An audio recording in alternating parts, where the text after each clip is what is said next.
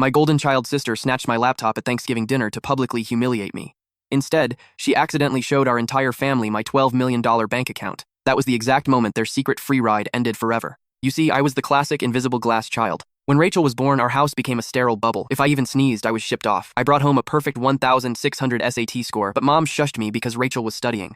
Rachel got a C+ that earned fridge space, teaching me early that my successes did not matter. So, I planned my escape, got a full scholarship, and never looked back. I stumbled into high-end vintage jewelry authentication. I had a freakish talent for spotting millions hiding in plain sight. I started my own firm and quickly opened offices in 3 cities. I was dealing with wealthy collectors and making 7 figures, but I never told my family. I went to Sunday dinners in plain clothes.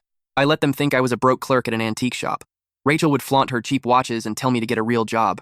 I just smiled. Meanwhile, I was secretly transferring $7,000 a month to my parents. They thought I was living on ramen to scrape together $1,000. Rachel probably used it to fund her fake Instagram lifestyle. Then came Thanksgiving. Mom complained about cooking, so I secretly hired a luxury caterer and paid an absolute fortune. While everyone stuffed their faces, I stepped into my old bedroom to monitor a high-stakes auction. I left my bank tabs open on my screen. Rachel barged in without knocking and grabbed my laptop right off the desk. She pushed her way into the crowded dining room. "Let's show everyone what Sarah's really been up to," she smirked. She spun the heavy laptop around. The room went completely silent. My screen glared brightly in the center of the room. It displayed a $12.4 million account balance and a $485,000 pending contract. Rachel stared blindly at the massive numbers. Her smug smile vanished instantly. Her face turned chalky white as she swayed backward. She's rich," she whispered. Chaos erupted immediately. Mom let out a nervous laugh and told everyone I just worked at a little shop.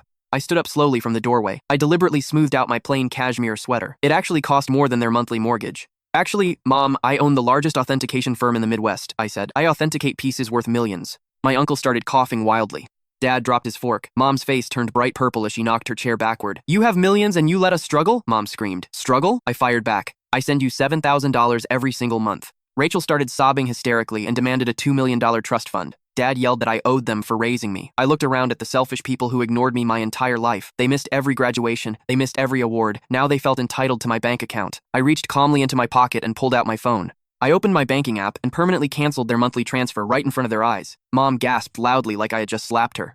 Rachel's fake crying stopped instantly. "I don't owe you a single dime," I said.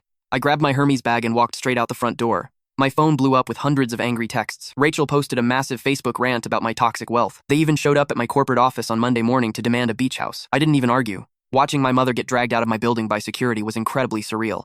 My lawyer sent an aggressive cease and desist letter.